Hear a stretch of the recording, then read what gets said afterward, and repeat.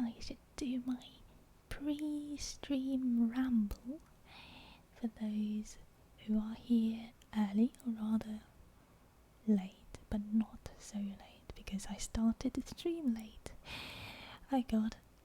Okay. Like mud, gone for a month, and when she's back she started stream late for the first time. How awful. Hello Jestilins. Hello. Oh god, I missed this a lot. I'm sorry for starting the stream late. How are you doing? How have you been in the past month?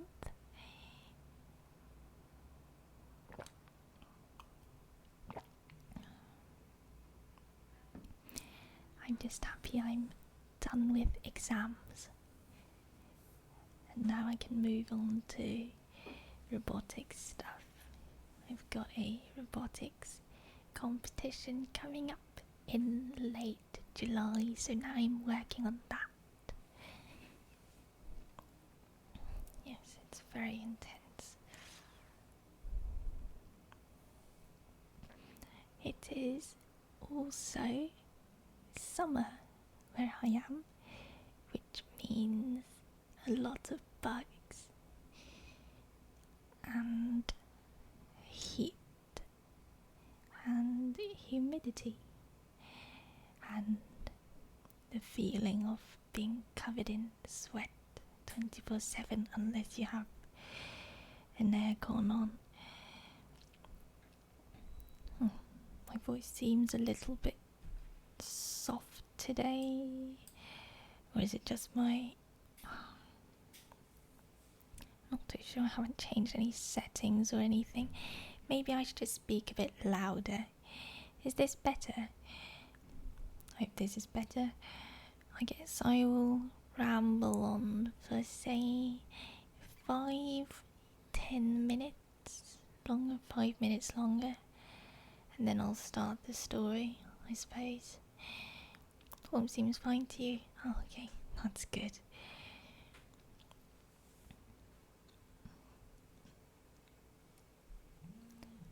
Oh god. I forgot I had an alarm set to my phone. Oh god, silly me. Okay, gonna mute my phone as well before it causes any more trouble.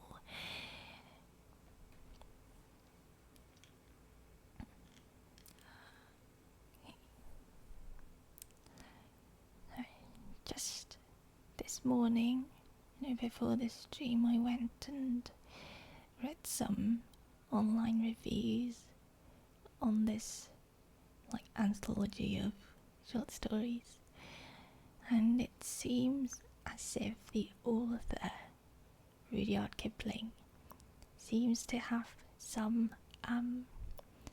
not very good political beliefs. I was not aware of that, and I do not agree with his political beliefs. I think, if from what I've heard, I think his political beliefs are bad. I don't support empirism, but so far I have yet to find anything related to these beliefs in this series of short stories. So I think they're still pretty good reads for children or anyone who likes short stories and animals. I suppose it comes down to, again, the debate about whether to separate the art from the artist. I mean, I think as long as you don't... if the artist, I can't find any hints of those bad beliefs in the piece of art, then I think it is fine to just view the art as it is.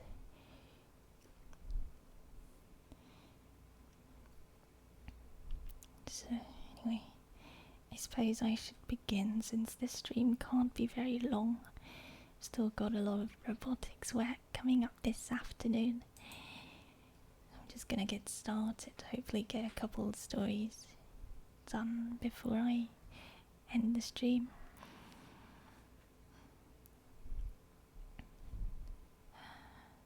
How the whale got his throat. In the sea, once upon a time, oh my best beloved, there was a whale, and he ate fishes. He ate the starfish and the garfish, and the crab and the dab, and the plaice and the dace, and the skate and his mate, and the mackerel and the pickerel, and the really truly twirly whirly eel. All the fishes he could find in all the sea he ate with his mouth. So, till at last there was only one small fish left in all the sea, and he was a small stute fish, and he swam a little behind the whale's right ear so as to be out of harm's way. Then the whale stood up on his tail and said, "I'm hungry." And the small stute fish said in a small stute voice, "Noble and generous cetacean, have you ever tasted man?" "No," said the whale. "What is it like?" "Nice," said the small stute fish. "Nice, but nubbly." "Then fetch me some," said the whale, and he made the sea froth up with his tail. "One at a time is enough," said the stute fish. "If you swim to latitude 50 north, longitude 40 west, that is magic, you will find sitting on a raft in the middle of the sea, with nothing on but a pair of blue canvas breeches, a pair of suspenders. You must not forget the suspenders, best beloved, and a jackknife, one shipwrecked mariner who, it is only fair to tell you, is a man of infinite resource and sagacity." So the whale swam and swam to latitude 50 north, longitude 40 west, as fast as he could swim. And on a raft in the middle of the sea, with nothing to wear except a pair of blue canvas breeches, a pair of suspenders, you must particularly remember the suspenders, best beloved, and a jackknife, he found one single solitary shipwrecked mariner trailing his toes in the water. He had his mummy's leave to paddle, or else he would never have done it, because he was a man of infinite resource and sagacity. Then the whale opened his mouth back and back and back till it nearly touched his tail, and he swallowed the shipwrecked mariner, and the raft he was sitting on, and his blue canvas breeches, and the suspenders, which you must not forget, and the jackknife. He swallowed them all down into his warm, dark inside cupboards, and then he smacked his lips, so, and turned round 3 times on his tail.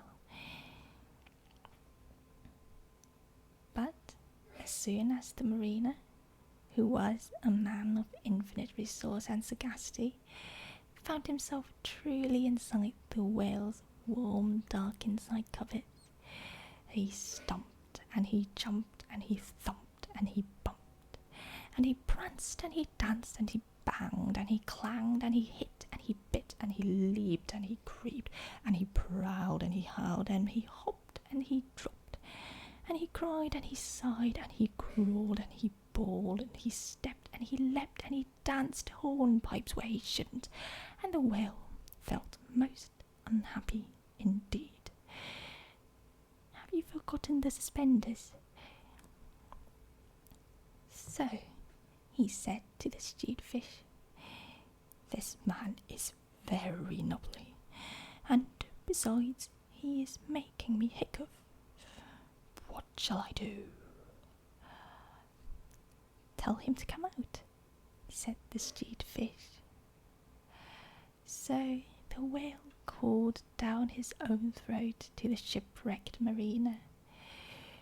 "Come out and behave yourself. I've got the hiccups." "Nay, nay," said the mariner. "Not so, but far otherwise. Take me to my natal shore and the white cliffs of Albion, and I'll think about it." And he began to dance more than ever. "You had better take him home," said the stewed fish to the whale. "I ought to have warned you that he is a man of infinite resource and sagacity." So the whale swam and swam and swam, with both flippers and his tail, as hard as he could for the hiccups, and at last he saw the mariner's natal shore and the white cliffs of Albion, and he rushed halfway up the beach and opened his mouth wide and wide and wide and said, "Change here for Winchester, a Shillot, Nashua, Keene, and stations on the Fitchburg Road." And just as he said "Fitch," the mariner walked out of his mouth.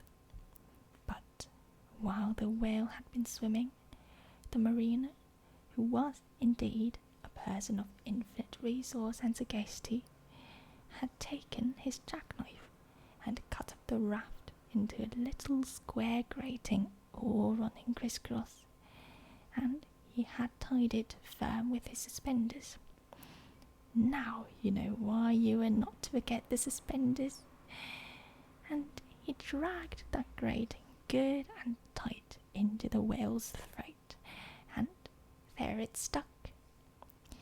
Then he recited the following sloka, which, as you have not heard it, I will now proceed to relate.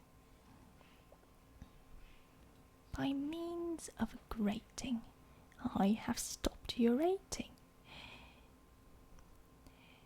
For the mariner, he was also a Hibernian, and he stepped out on the shingle and went home to his mother, who had given him leave to trail his toes in the water, and he married and lived happily ever afterward. So did the whale, but from that day on, the grating on his throat, which he could neither cough up nor swallow down, prevented him eating anything except very, very small fish. And that is the reason why whales nowadays never eat men or boys or little girls.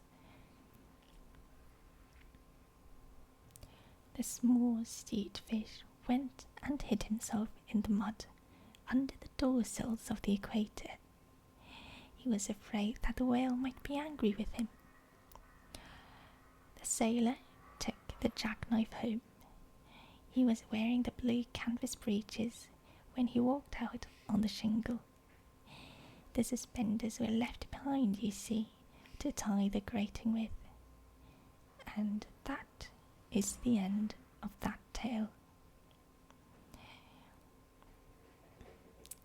When the cabin portholes are dark and green because of the seas outside, when the ship goes whop with a wiggle between, and the steward falls into the soup tureen, and the trunks begin to slide, when Nessie lies on the floor in a heap, and Mummy tells you to let her sleep, and you aren't waked, or washed, or dressed, why, then you'll know, if you haven't guessed, you're 50 north and 40 west.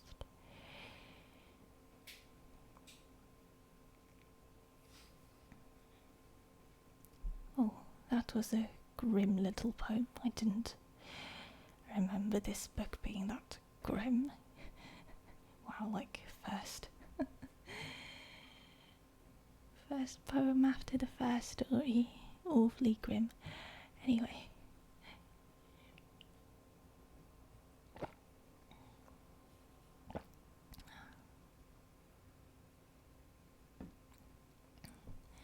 Oh, I'm glad you enjoyed it, as I assume from that joyful comment. I think that was a pretty cute story.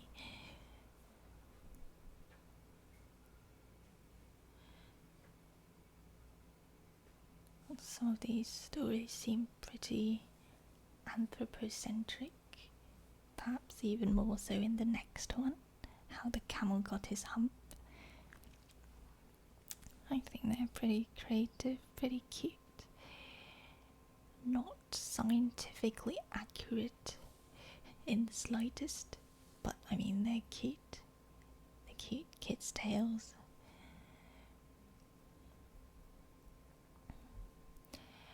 There won't be any music for today, I'm afraid, since the stream is so short and I haven't had the time to go and look for some good public domain recordings.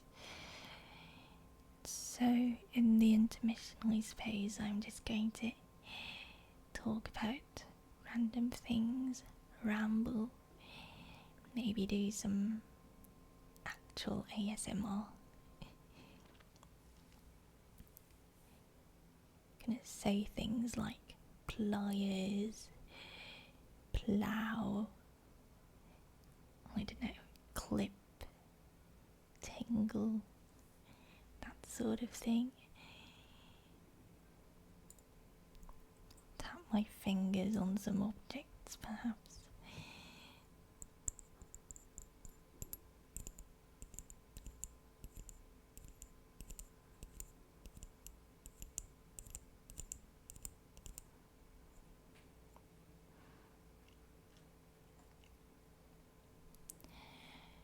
I think I've been a bit too tense and rigid in my previous streams. I think I was focusing too much on making my voice sound pleasing and relaxing and I don't know, putting focus on how I pronounce my consonants to sound pleasant. And I think as a result I've been unable to focus on actually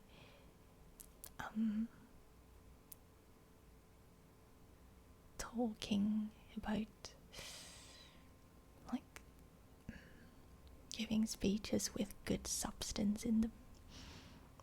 So I think I'm going to experiment with perhaps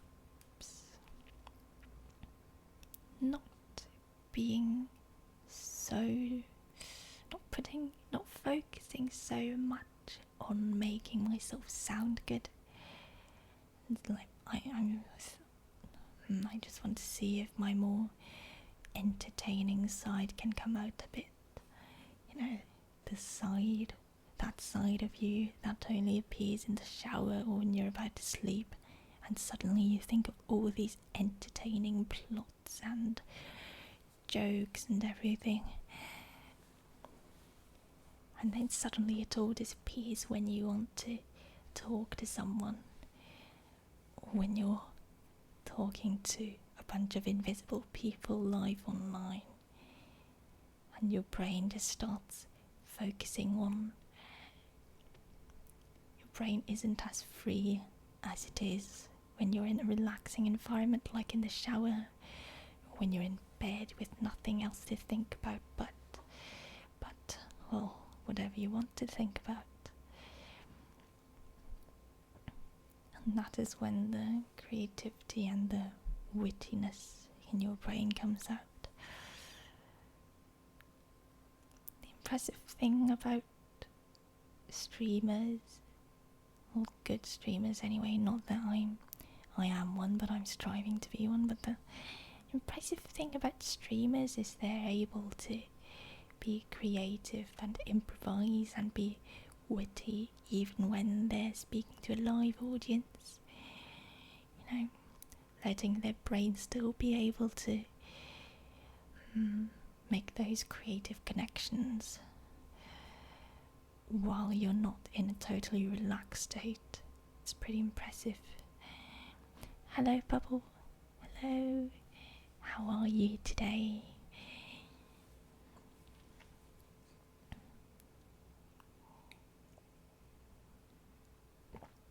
Oof, that was loud. I'm sorry.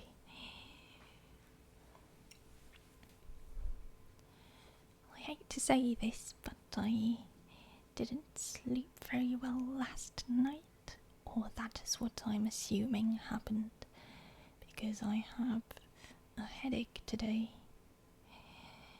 I don't usually have headaches, so I'm assuming it's due to sleep.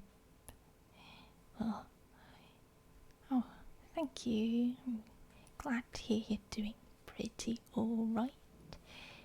I think I'm doing pretty alright as well. I finished all my work for the semester, moving on to robotic stuff, which is the real fun stuff I get to do at school. Much more fun than exams and homework and the sort, you know. Yes. Life has been treating me very, very kindly the past year or so, especially. Yes. I'd say this year has been my happiest year in probably my whole life, or at least the part of my life that I can actually remember. Really, really super grateful for what's happened to me in the past year, really.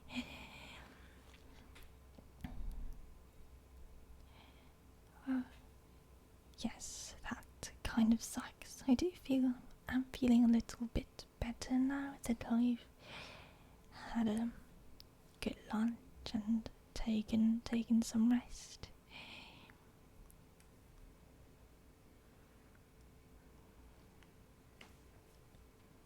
Yes.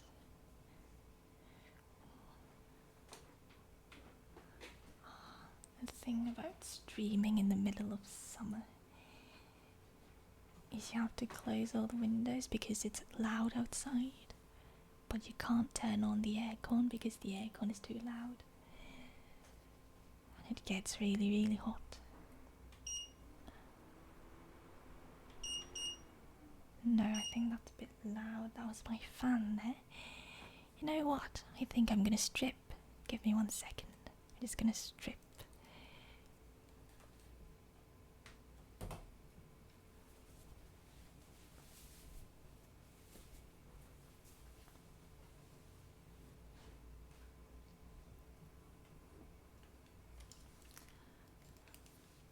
Alright.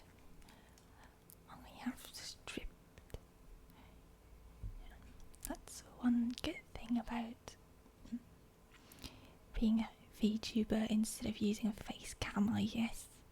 You can strip and no one's gonna see.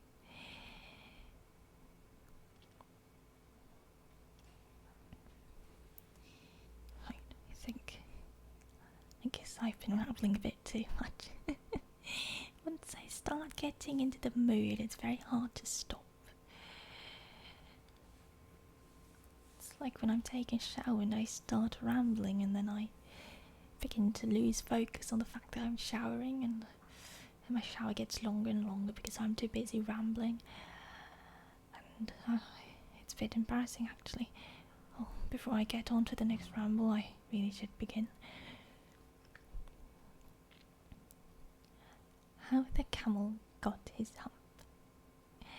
Now, this is the next tale, and it tells how the camel got his big hump. In the beginning of years, when the world was so new and all, and the animals were just beginning to work for man, there was a camel, and he lived in the middle of a howling desert because he did not want to work. And besides, he was a howler himself. So he ate sticks sticks and thorns and tamarisks and milkweed and prickles, most excruciating idle. And when anybody spoke to him, he said, just and no more. Presently, the horse came to him on Monday morning with a saddle on his back and a bit in his mouth, and said, "Camel, oh camel, come out and trot like the rest of us." Said the camel, and the horse went away and told the man. Presently, the dog came to him with a stick in his mouth and said, "Camel, oh camel, come and fetch and carry like the rest of us." Said the camel, and the dog went away and told the man. Presently, the ox came to him with the yoke on his neck and said, "Camel, oh camel, come and plough like the rest of us." Said the camel, and the ox went away and told the man. At the end of the day, the man caught the horse and the dog and the ox together and said, "3, oh 3, I am very sorry for you, with the world so new and all, but that hump thing in the desert can't work, or he would have been here by now.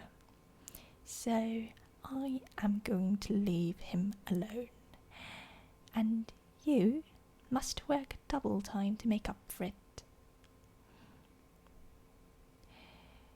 That made the 3 very angry, with the world so new and all, and they held a palaver, and an indaba, and a punchayet, and a powwow on the edge of the desert, and the camel came chewing on milkweed, most excruciating idle, and laughed at them. Then he said, and went away again. Presently there came along the jinn in charge of all deserts, rolling in a cloud of dust. Jinns always travel that way, because it's magic. And he stopped to the palaver and pow-pow with the 3. "Jinn of all deserts," said the horse, "is it right for anyone to be idle with the world so new and all?" "Certainly not," said the Jinn. "Well," said the horse, "there's a thing in the middle of your howling desert, and he's a howler himself, with a long neck and long legs, and he hasn't done a stroke of work since Monday morning. He won't trot." "Phew," said the Jinn, whistling. "Oh, that's my camel for all the gold in Arabia. What does he say about it?" "He says, said the dog, "and he won't fetch and carry." "Does he say anything else?" "Only, and he won't plough," said the ox. "Very good," said the Jinn. "I'll hump him if you will kindly wait a minute." The Jinn rolled himself up in his dust cloak and took a bearing across the desert, and found the camel most excruciatingly idle, looking at his own reflection in a pool of water. "My long and bubbling friend," said the Jinn, "what's this I hear of your doing no work with the world so new and all?" Said the camel. The Jinn sat down with his chin in his hand and began to think a great magic, while the camel looked at his own reflection in the pool of water.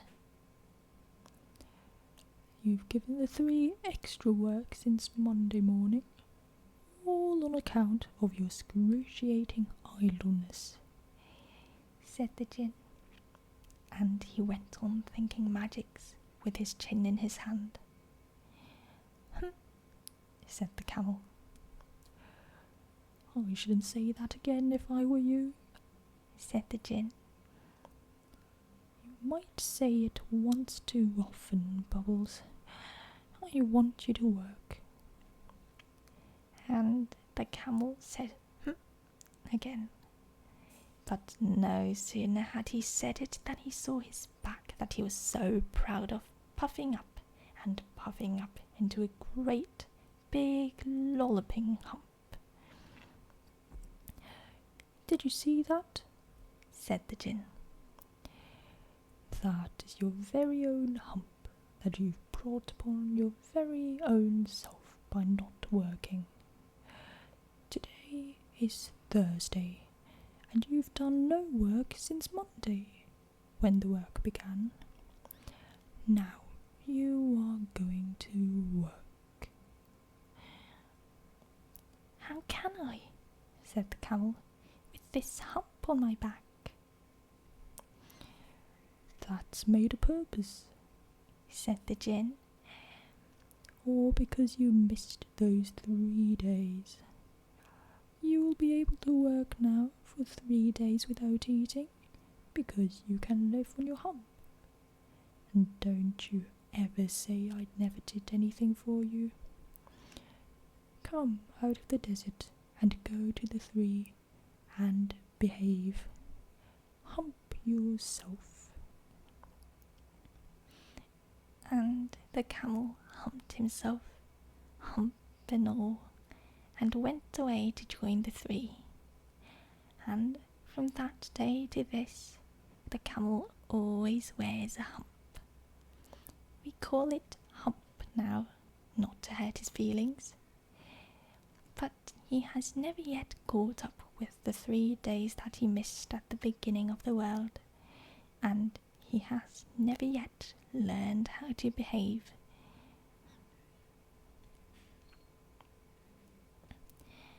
The camel's hump is an ugly lump, which, well, you may see at the zoo. But uglier yet is the hump we get from having too little to do.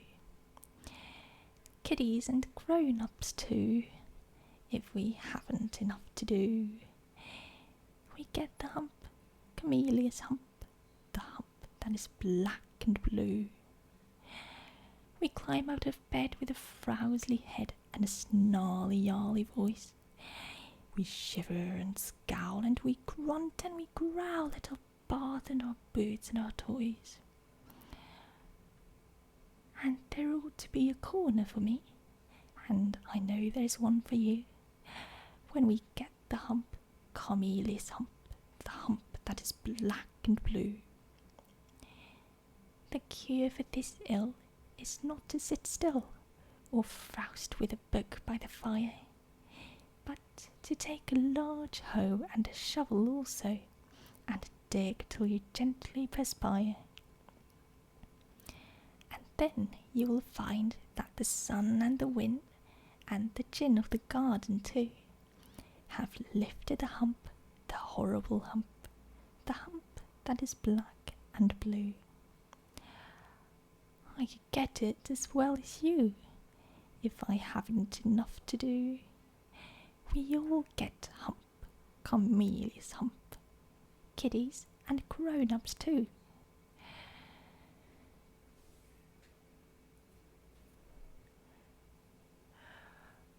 Hello, Talgamy. Welcome back. How you been in the last month? I've missed you all so much.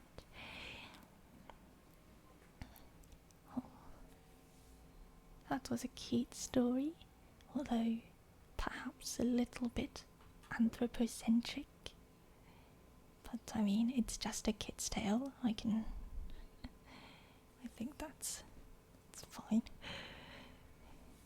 to work or get the stick.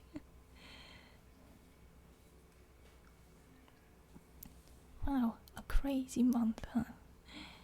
Well, I hope you're getting some rest that you deserve after such a crazy month. I've been pretty good. I've been having a lot of chats with myself in the shower and rethinking how to improve my streams while I'm on my study break. Although spending most of my time actually studying, that is. I'd say I had a pretty good month.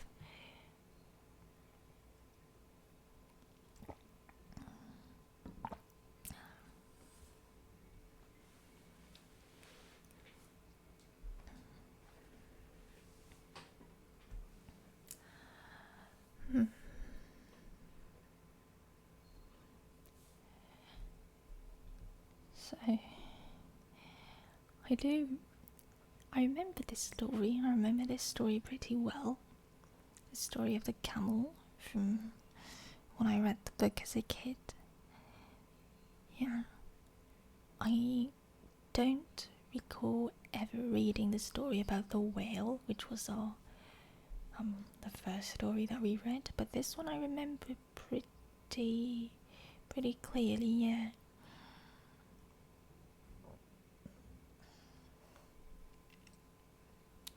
You love camels? Why do you like camels? I mean, I don't know much about camels, but I know they spit at people.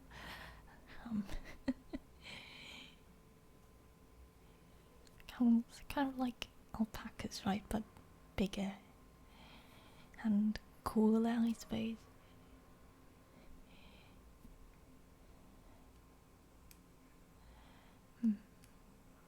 Never really knew much about camels. Oh, I have seen a camel. Bragging rights. I have the bragging rights to say that I have seen a camel. I've seen one camel, I think a few years ago, when I was on a study trip. Yeah. It didn't really spit at anyone, so thankfully I haven't been spit on by a camel before. But yeah, I've seen a camel. It didn't really do much actually, just sat there.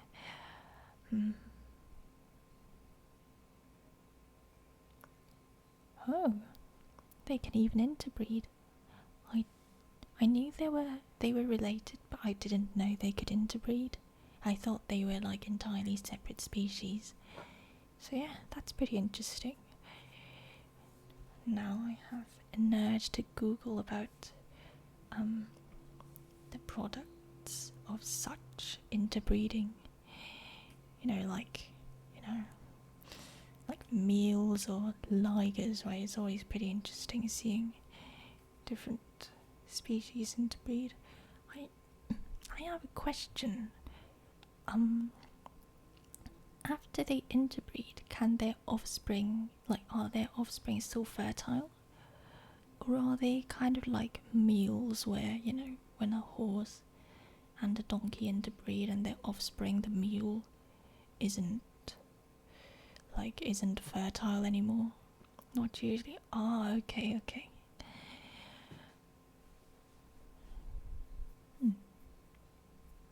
Oh, I learn something new every day, I suppose.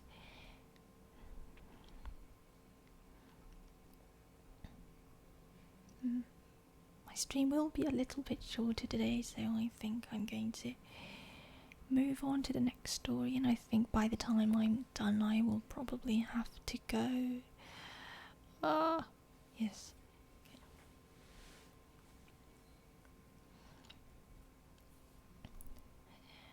How the Rhinoceros Got His Skin. Once upon a time, on an uninhabited island on the shores of the Red Sea, there lived a Parsi from whose hat the rays of the sun were reflected in more than oriental splendour. And the Parsi lived by the Red Sea, with nothing but his hat and his knife and a cooking stove of the kind that you must particularly never touch. And one day he took flour and water and currants and plums and sugar and things, and made himself one cake which was 2 feet across and 3 feet thick. It was indeed a superior comestible. That's magic. And he put it on the stove because he was allowed to cook on the stove. And he baked it and he baked it till it was all done brown and smelt most sentimental. But just as he was going to eat it, there came down to the beach from the altogether uninhabited interior one rhinoceros with a horn on his nose, 2 piggy eyes, and few manners. In those days, the rhinoceros's skin fitted him quite tight. There were no wrinkles in it anywhere. He looked exactly like a Noah's Ark rhinoceros, but of course much bigger. All the same, he had no manners then, and he has no manners now, and he will never have any manners. He said, "How?" And the posse left that cake and climbed to the top of a palm tree with nothing on but his hat, from which the rays of the sun were always reflected in more than oriental splendour. And the rhinoceros upset the oil stove with his nose, and the cake rolled on the sand, and he spiked that cake on the horn of his nose, and he ate it, and he went away, waving his tail to the desolate and exclusively uninhabited interior which abuts on the islands of Mazanderan and Scotratra, and promontories of the larger equinox. Then the Parsi came down from his palm tree and put the stove on its legs and recited the following sloka, which, as you have not heard, I will now proceed to relate. Them that takes cakes which the Parsi man bakes makes dreadful mistakes. And there was a great deal more in that than you would think, because 5 weeks later there was a heat wave in the Red Sea, and everybody took off all the clothes they had. The Parsi took off his hat, but the rhinoceros took off his skin and carried it over his shoulder as he came down to the beach to bathe. In those days it buttoned underneath with 3 buttons and looked like a waterproof. He said nothing whatsoever about the Parsi's cake, because he had eaten it all, and he never had any manners then, since, or henceforward. He waddled straight into the water and blew bubbles through his nose, leaving his skin on the beach. Presently the Parsi came by and found the skin, and he smiled one smile that ran all around his face 2 times. Then he danced 3 times round the skin and rubbed his hands. Then he went to his camp and filled his hat with cake crumbs, for the Parsi never ate anything but cake, and never swept out his camp. He took that skin, and he shook that skin, and he scrubbed that skin, and he rubbed that skin just as full of old, dry, stale, tickly cake crumbs and some burned currants as ever it could possibly hold.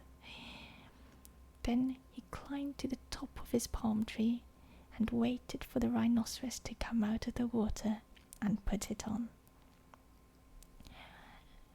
And the rhinoceros did. He buttoned it up with the 3 buttons, and it tickled like cake crumbs in bed. Then he wanted to scratch, but that made it worse.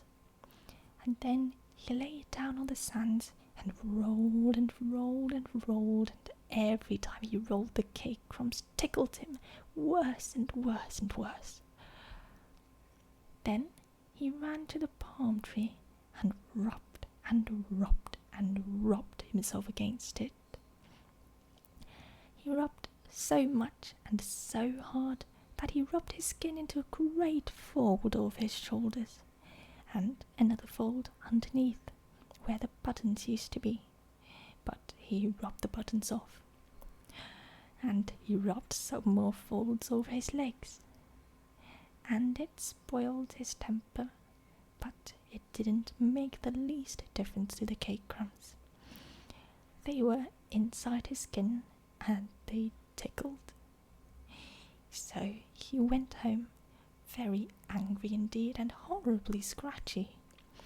And from that day to this, every rhinoceros has great folds on his skin and a very bad temper, all on account of the cake crumbs inside. But the Parsee came down from his palm tree, wearing his hat, from which the rays of the sun were reflected in more than oriental splendour, packed up his cooking stove, and went away in the direction of Orotavo Amygdala, the upland meadows of Anantarivo, and the marshes of Sonarput. This uninhabited island is off Cape Gardafui, by the beaches of Socotra and the pink Arabian Sea. But it's hot, too hot from Suez, for the likes of you and me ever to go. In a P and O, and call on the cake Parsee.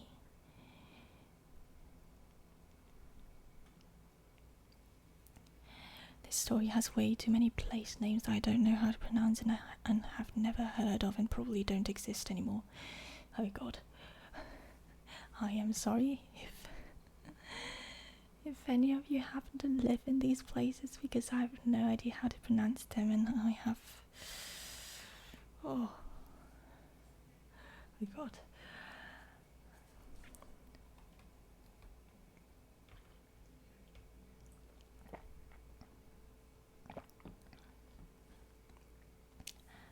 I also didn't know what a Parsee was.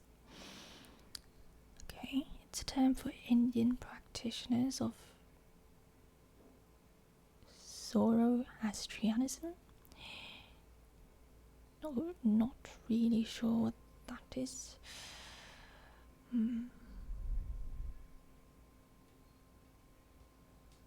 Between Persian and Farsi, endonyms are weird. Interesting. I know nothing about Zoroastrianism. Perhaps I should Google that later. It's good to know. Antananarivo is in Madagascar.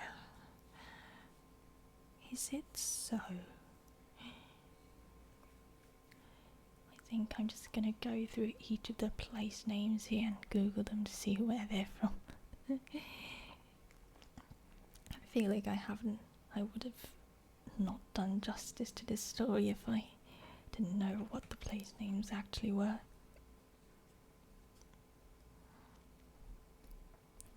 Hello, Florida man. How are you doing? I'm sorry if it's getting old. I know I've been asking everyone who enters the chat room how they've been doing, but I haven't spoken to you guys in so long. Okay, anyway.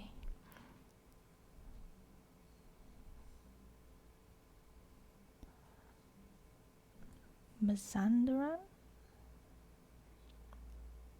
Oh, it's in Iran. I see.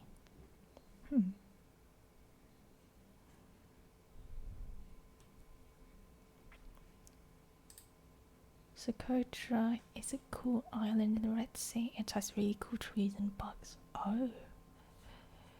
Socotra.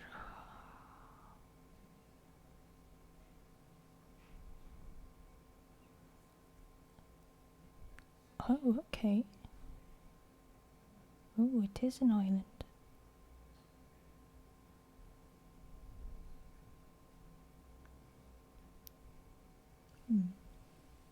A pretty small one at that.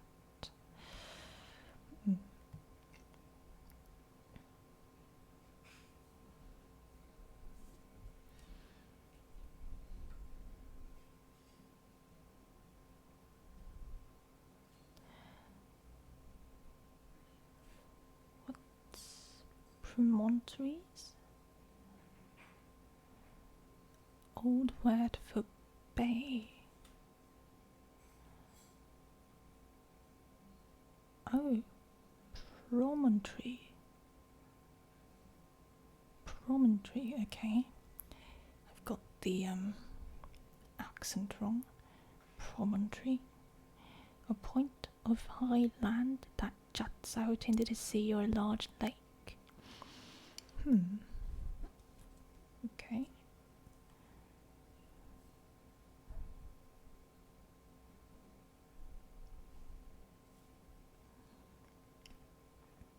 What's the larger equinox supposed to be? I know what a solar equinox is, but I don't know what the larger equinox is. This has turned into a geography stream. Let's learn geography together. Okay. Can't seem to find what the larger equinox is. And I am sweating an awful amount. Oh god. The equator. Oh, okay. That makes sense.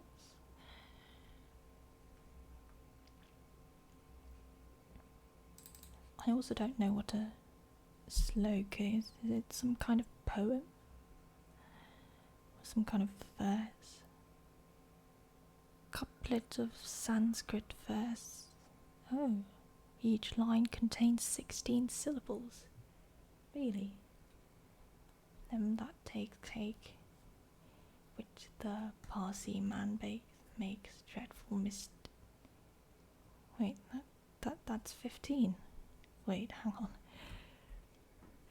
Them that takes cakes, which the Parsi man makes dreadful. That's 15 syllables. That's not 16 syllables.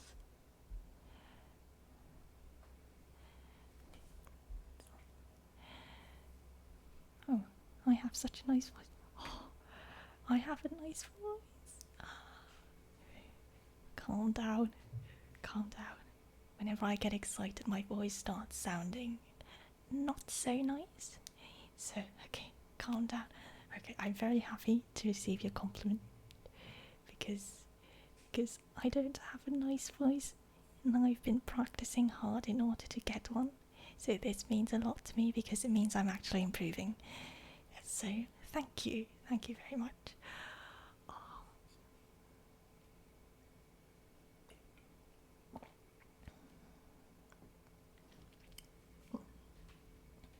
Anyway, moving on to I guess showing off my ignorance of geography.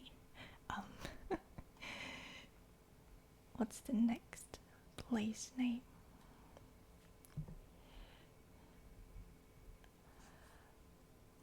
Orotavo. Oh, thank you to help me.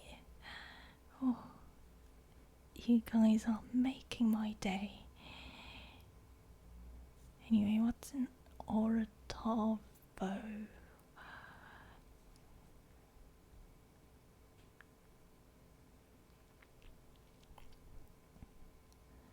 Oh, can't seem to find anything about orotavos. I did find Orotava ending in an A, which is a genus of fruit flies. Didn't know about that. Wasn't very interested in fruit flies, and still aren't. So I guess I'll just leave it. Amygdala. I've heard of this word before, but forgot what it is. Oh, it's a part of the brain. And no wonder I read the word and I was like, I think I heard it in biology. Yeah, it's part of the brain involved with the experiencing of emotions. It's not exactly geography, is it? What even is this? Is there a place called amygdala? No?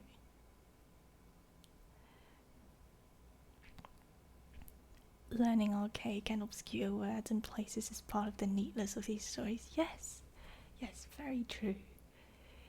And also getting very confused when what you thought was a place name turns out to be a part of the brain. Still not sure what that's supposed to mean.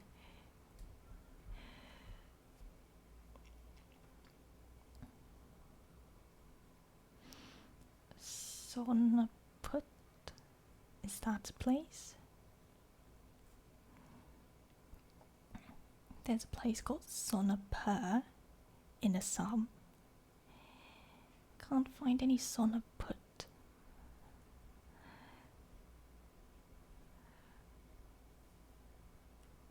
I'm starting to think that the version of this that I read as a child is like edited to remove all these place names, because if I read this as a child I would have been so confused.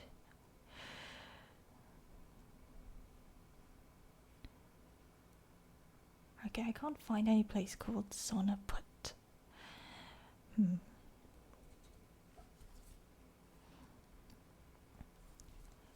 Okay, next one.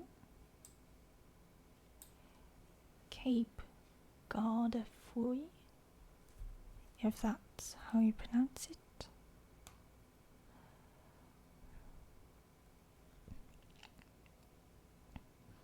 Oh, it's a headland in Somalia. Headland.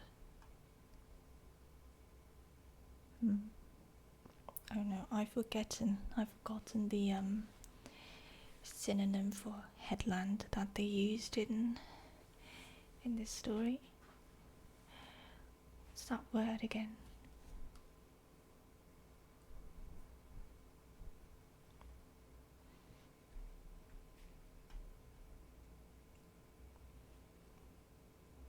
Oh, right, promontories. Yes, promontory. Promontory also means headland. And Cape Gardefui is a headland in Somalia. Ooh.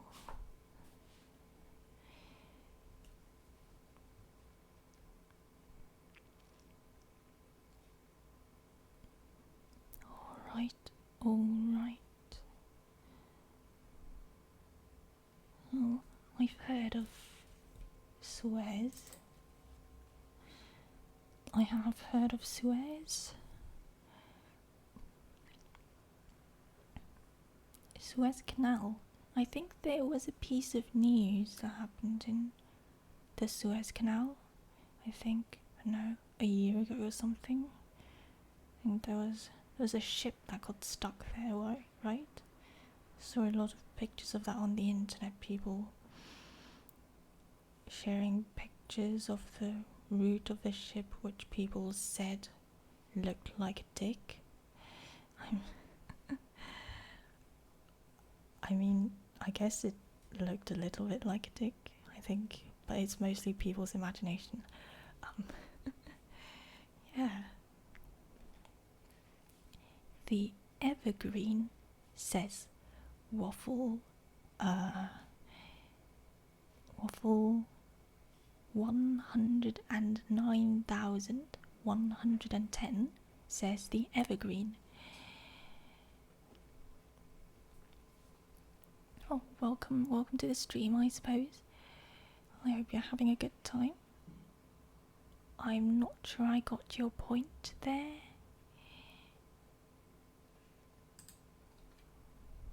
Oh, that's a ship's name.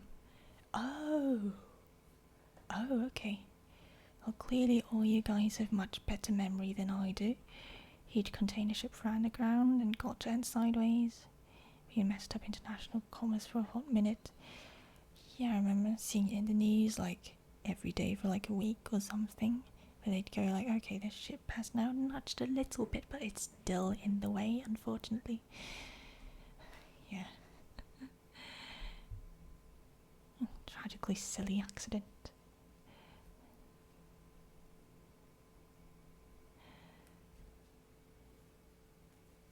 I just did a semester, it's fine. Oh.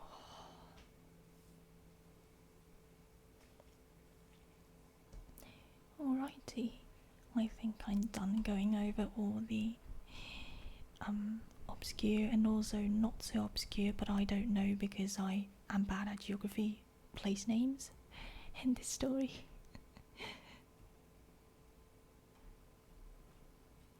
Oh, Bumblebee Potato. Oh, thank you for the follow, Bumblebee Potato. I love potatoes, but I'm not too big of a fan of bumblebees. But anyway, thank you for the follow.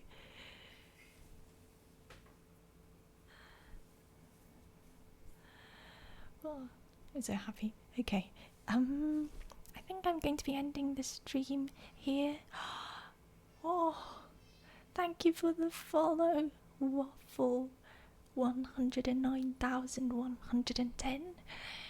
Thank you so much. I think my dedication towards reading your username correctly actually paid off. Not very good with long numbers that don't have commas in between. I think it's very hard to read. Anyway, thank you for the follow. Thanks for the follow, everyone, and thank you for coming. I'm afraid I need to go now. I've got a robot to design. So, yeah, thank you guys for coming. I am not sure if I can stream next week. For those of you who are new, I usually stream on Saturdays, but I'm not sure if I'll be free next week. I've got robotic stuff and the deadline is pretty damn tight, but I'll let you guys know as soon as possible, usually on Wednesdays. And I'll let you guys know on Twitter and Discord. Yes, thank you very much for coming.